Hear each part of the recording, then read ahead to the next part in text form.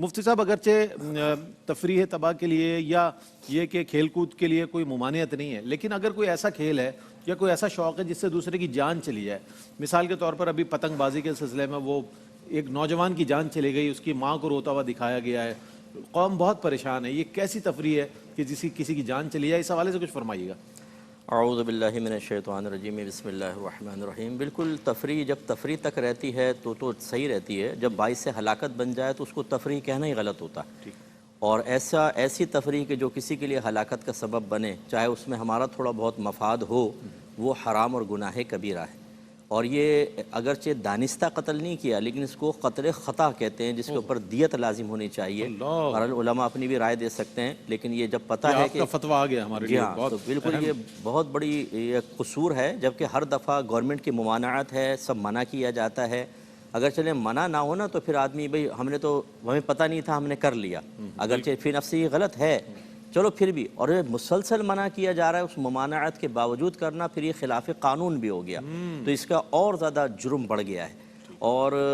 Government کو چاہیے، بہرحال یہ گورنمنٹ ہی فیصلہ کر سکتی ہے، ریاست کے معاملات کو ہم اپنے ہاتھ میں تو نہیں لے سکتے، لیکن 2-4 لوگوں کو نشان عبرت بنا دیا جائے نا، ان پہ بھاری جرمانے لگیں، ان کے گھر والوں پہ جرمانے لگیں، کیونکہ کیا والدین یا گھر والے نہیں دیکھ رہے ہوتے کہ وہ چرخیاں لے کر آ رہا ہے، وہ پتنگیں لے کر آ رہا ہے، وہ چھت پہ جا کے اڑا رہا ہے، شور مچا رہا ہے، سب معلوم ہوتا ہے۔ اگر نافرمانی بھی ہے کہ والدین کا کہنا نہیں مان رہا تو رپورٹ کریں پولیس کو کہ بھئی اس کو آ کے روکیں، یہ خدا نخواستہ ایسا معاملہ ہو سکتا ہے۔ تو یہ ریاست ذرا ہاتھ ڈالے اور 2-4 کو خاطر خواہ سزا ملے تو پھر یہ سلسلہ رکے گا۔ اور جو یہ پتنگیں بنا رہے ہیں یا ایسی ڈور ایجاد کر رہے ہیں، ان سب پر بھی چھاپا پڑنا چاہیے۔ ابھی سنا تو یہ ہے کہ پنجاب گورنمنٹ نے کافی چھاپے مارے ہیں اور پکڑا ہے، لیکن یہ شروع میں تھوڑا سا وبال اٹھتا ہے، اس کے بعد پھر نرمی ہو جاتی ہے، پھر وہی سلسلے شروع ہو جاتے ہیں۔ تو بالکل اس کو کنڈیم کرنا چاہیے، اور ہم سب کو اپنے اپنے درجے کے اعتبار سے کہ ریاست طاقت کے ذریعے روکے، علماء آپ ہم جو ہیں وہ زبان کے ذریعے روکیں، اور جو عوام ہے بالکل وہ کم از کم دل میں برا جانیں۔ اور والدین یہ کردار ادا کریں جو گھر کے سرپرست ہیں کہ اپنے بچوں کو پیسہ بالکل نہ دیں اس سلسلے میں، اور اگر وہ کر رہے ہیں تو شدت اور سختی کے ساتھ روکیں کہ خدا نخواستہ کل آپ کے بچے کی بھی جان جا سکتی ہے۔